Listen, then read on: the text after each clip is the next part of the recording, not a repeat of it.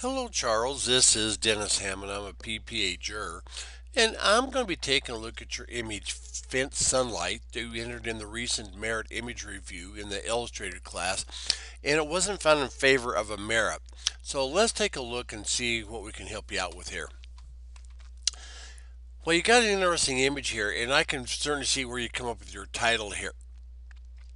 But no, I have to admit I'm having a little struggle as a juror, and I didn't judge this, but I'm the one critiquing it. But I'm having a little challenge here with the tonalities because I'm just going to zoom this up here a little bit.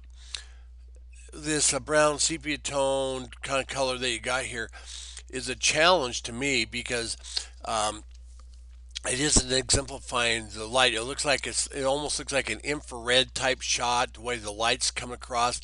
I do appreciate the fact the diagonal's coming out and you got kind of the foreground, the middle ground, the background, but the tonality of the skies with this really defer that I feel like it's not exposed correctly.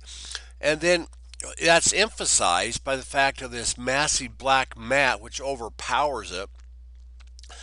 I actually tried to look at what that would look like without the matte and maybe even go to a lighter color matte or white fine art matte or something like that.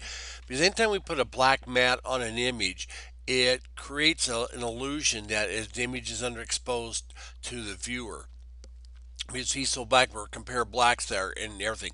So my suggestion to you is to, when you start looking at these, maybe play with dark mattes, light mattes, and just see which one is going to be more continuous for that. I feel like this stroke line, you got a stroke line here, and another mat, and another stroke here. This is actually too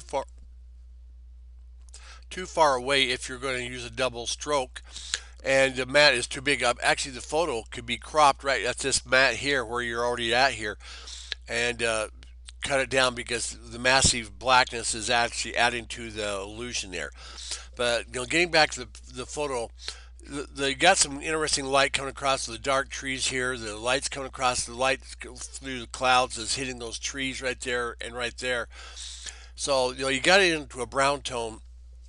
So if I was to tell you to do anything, is to maybe recrop, redo it, and then maybe make into a black and white, more black and white. I use nickel a lot when I'm doing, or DXO when I'm doing my black and whites. Now, will it merit again? No, it depends on the panel. As it sits now, I would think it probably get the same score and not worthy of a merit. So if you got this, you want to continue with this, and it'll work with the more black and white. Um, so you've got some light coming across the back of those trees and the clouds in there. I you, Whether you decide you want to work on it is going to take another chance if this is going to merit. Maybe look at some other files and see if you got something that's exposed that we can work with, and then maybe make sure you work with your create your mat that is very continuous to the colors piece. Now we got this black mat with this brown tone image and it doesn't fit in the seam. So that's one of the things. I'm not going to really kill an image for a mat, but when it doesn't go continuous with the whole thing, it kind of detracts and it pulls it down for me. So I wish you luck out there. Just work on the technical image. You got some interesting subject matter.